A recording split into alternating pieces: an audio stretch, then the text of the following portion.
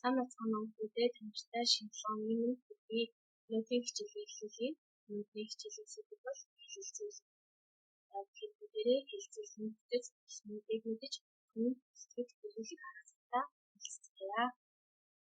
За өнөөдөр хэлэлцүүлэг гэж юу хэлбэрээ гэхээр хэллийн хятад хэлэлцүүлэх үүрэг нэр гэж тайлбарласан байдаг. Харин хэлэлцэх гэдэг бол харилцан ярилцах, зөвшөлдөх гэж тайлбарласан байна.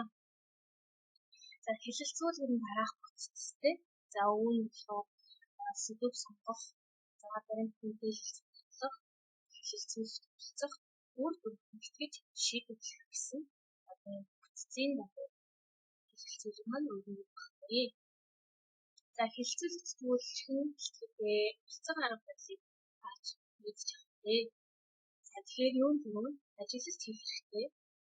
Хэлэлцүүлэгт оролцож байгаа хүмүүсийн ойролцоо асуул, санал нийлэхгүй эсвэл асуудлыг яаж дэмжиж санал нийлэхгүй байгаагаа яаж эргээр илэрхийлж буй, за биеийн хэмжээр яаж илэрхийлж эхлээд ажиглана. За тэгсний дараа ихтэй сонсогч бусдын ярьж буй зүйл анхаарлаа сайтарт өгөөж хэлэлцэхгүй асуудлын гол санааг ойлгох, ярьж буй хүмүүс хэлэлцүүлийн сэдв гол санаанд төвлөрч ярьж байгаагсыг хянах, бусдын үзэл бодлыг эргээр хүлээн авах, хариулт өгөхөөр чухал зүйлийг тэмдэглэж авах гэх зэргээр эхний хэлэлцүүлгийг хангана. За тэгээд хүн сэтгэлээ яаж хийх вэ? Тэгэхээр үүнд хэлэлцүүлэх тухайн өмнө тухайн сэдвийн хүрээ судалгаа хийн. Тухайн сэдвийн оролцогчдоос эсрэг байр суурь асуулт ирэхийг тооцоолох. Тухайн сэдвийн хүрээ өөрөө хизээнэн оролцож асуултанд юу гэж хариулж хүн нэмрээ оруулахаа бодох. За тэгээд зөвхөн сэдвийн хүрээг үзэл бодлоо илэрхийлэх гэдэг хатуу чиг болгох. Ойлгомжтой зүйл гадруулга авахд бэлэн байх.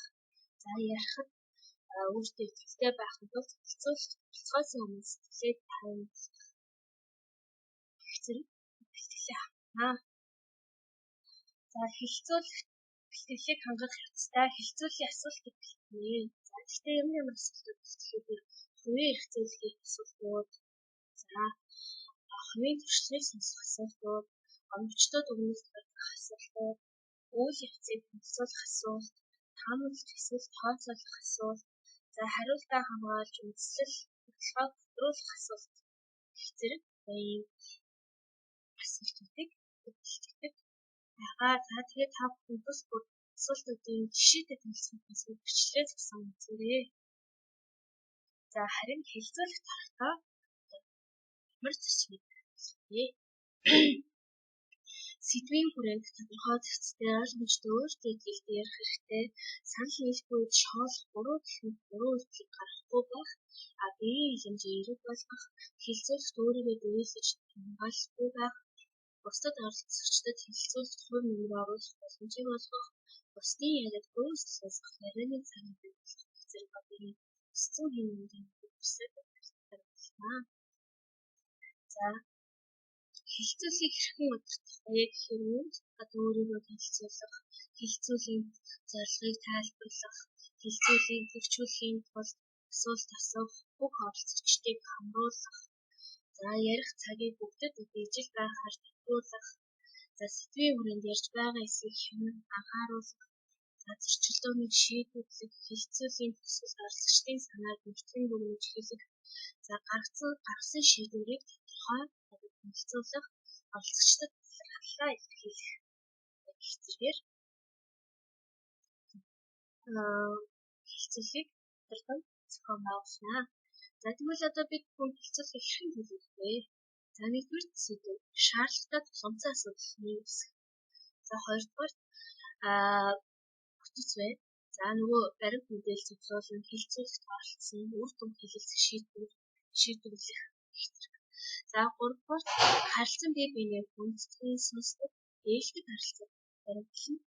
За дөрөвдүгээр болохоор баталж нотолж өгөөсгсөн хэсгэлжтэй байна. За тав болохоор хэлэлцүүлэгт оролцогчид хамтран шийдэл бүрнэ. За 6 дугаар болохоор тусгамдсан асуудлыг шийдэхэд чиглэсэн үндэслэлтэй хэрэгжүүлж болохгүй санаа өгөх зэргээр хэлцүүлэхийг төлөвлөнө. За тэгээ өнөөдрийн ижил хүнийг өндөрлөж байна. Анхаарлаа хандуулсан баярлалаа.